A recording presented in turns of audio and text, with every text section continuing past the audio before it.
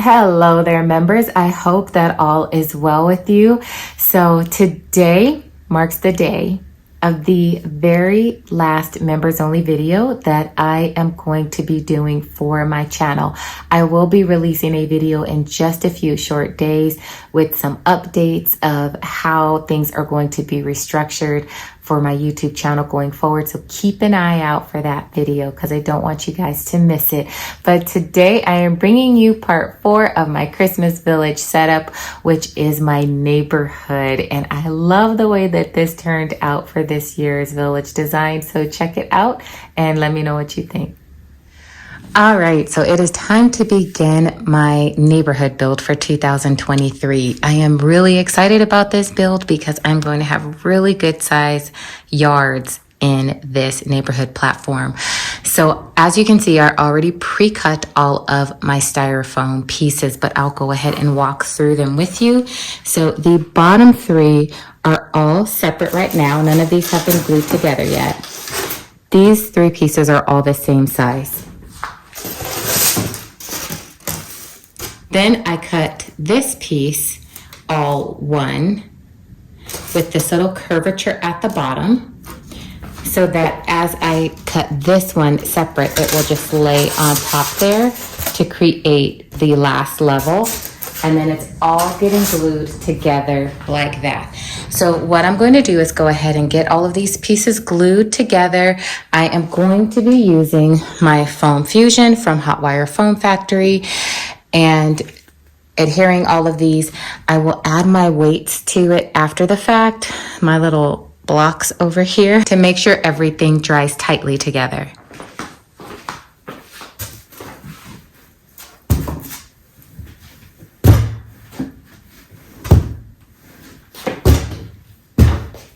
All right, so I'm going to let this dry and I'll be back in about 4 hours to begin the next phase. All right, so everything has finished drying. And as you can see, I set all my houses in place and I also began to draw out all of my lines for my pathways.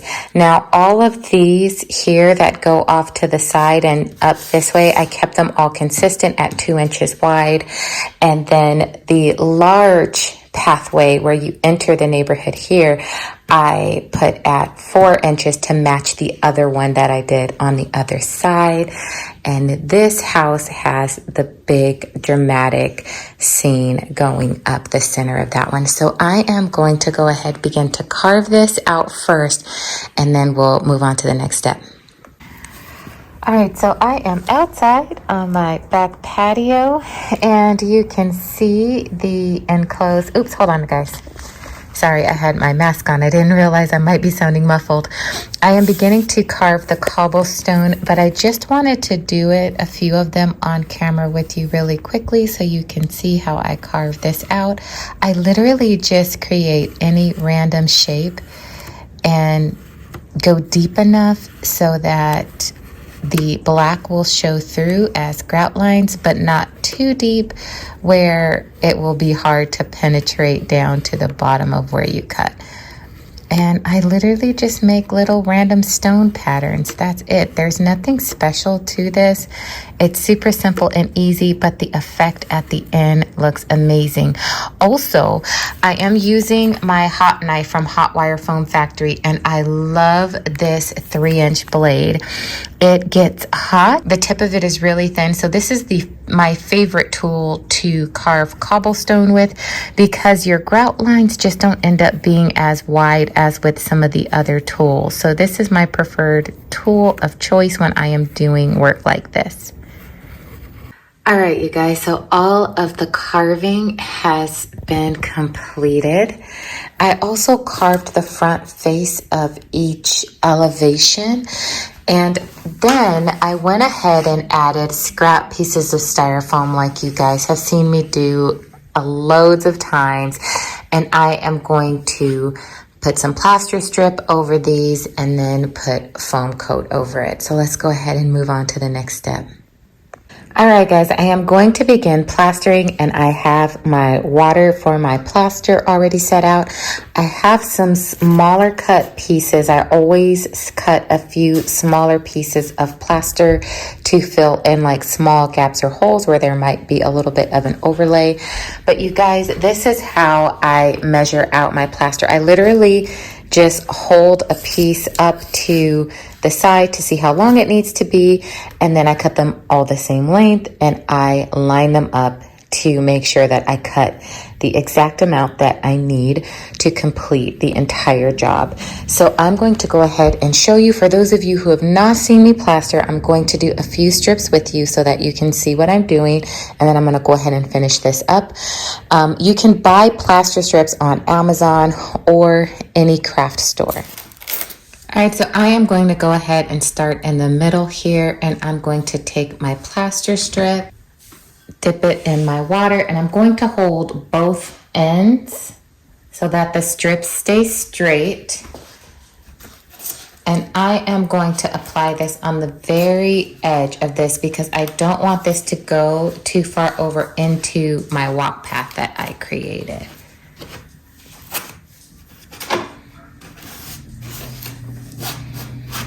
And then I'm just going to begin to smooth out the holes that are left in the gauze.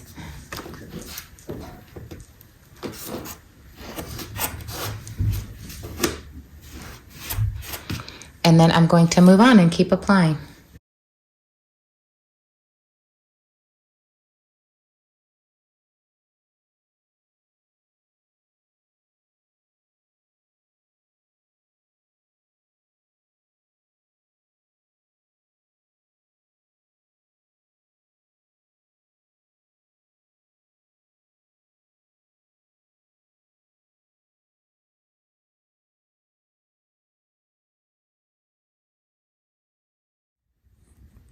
All right, so the plaster is complete and I did go ahead and black wash.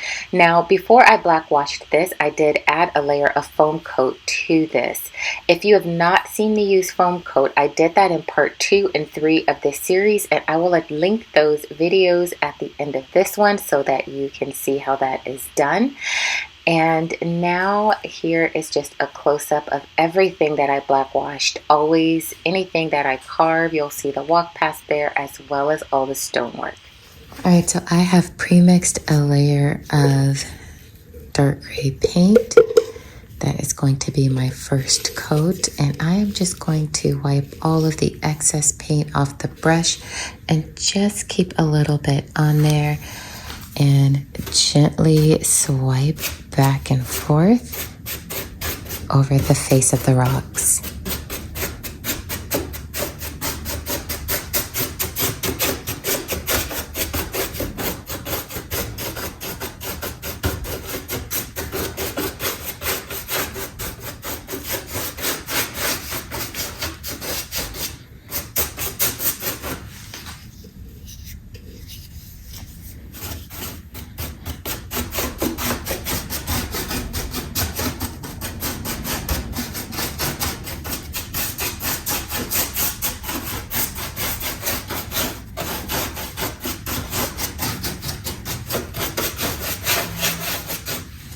And for the top part of the stone pathway, again, I am going to keep the paint on my brush very light. And I am just going to dab this on the top of the surface, just like this.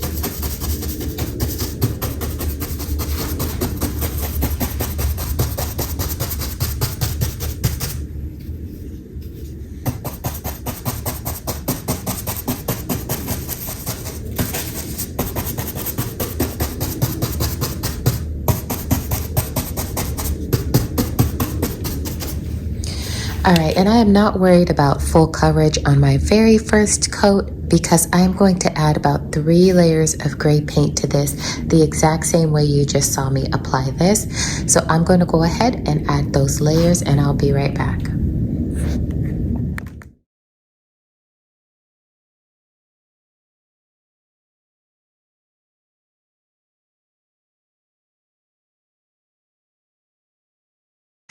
All right, so I have added my lighting next. You can see I just placed my houses in the back just so that I can see where I wanted to place each individual lamp post, like how close I wanted it to be to the house. But these 4 lamps are all on one cord. They all come connected for those of you who are not aware.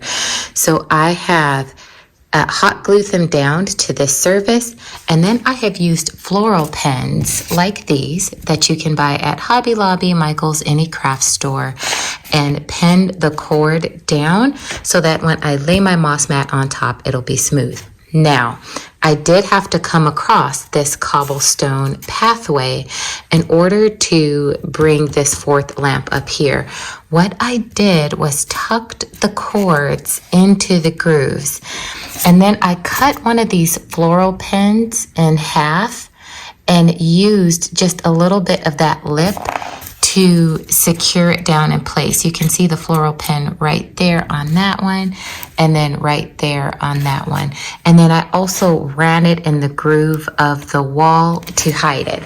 Now, when you take a step back, you can't even notice it's there. It's not until you get like right on top of it that you can see it. However, I still am going to conceal this line. I have a super fine brush, and I am going to take some black paint this black, and I will be back to show you what it looks like. Again, here is a backed up look of the wire, and when you come on top of it now, you can no longer see it. It is painted. So here is the front shot, and again, it is painted to conceal it. You would never know that there is a cord running through this whole pattern here.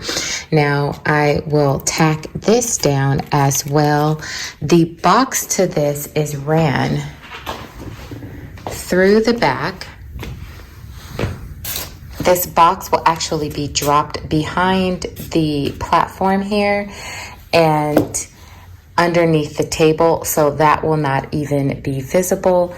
Neither will any of these cords, because these will be tacked down and covered with moss mat.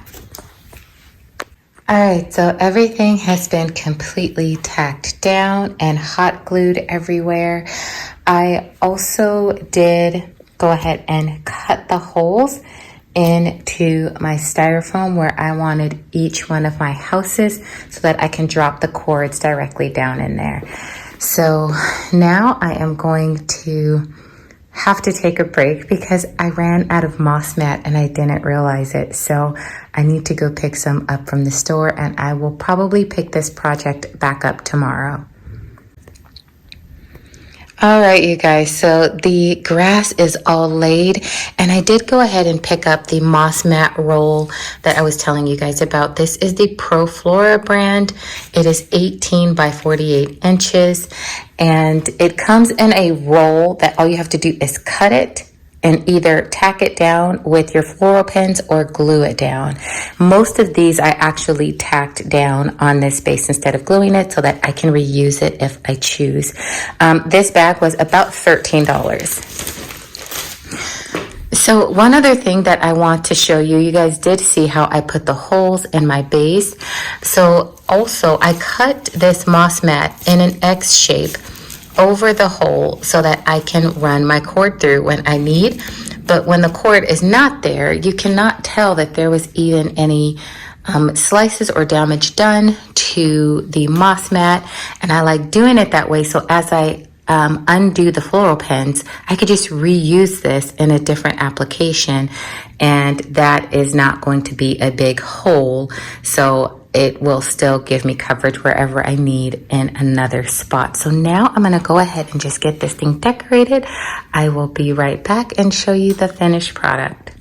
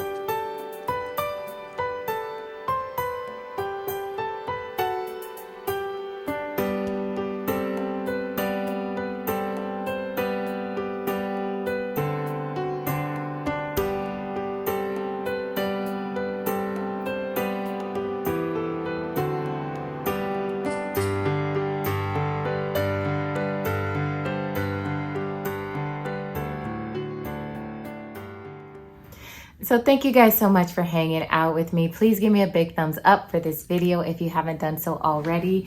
The next video that I am going to be releasing for this series is the overall village and how all of these different parts finally got put all together, that I can't wait to share with you guys. So I hope that you enjoyed this video. If you have any questions for me, leave me a line in the comment section and I will get back with you. And until I see you again, stay safe, God bless you, and I will see you soon. Bye.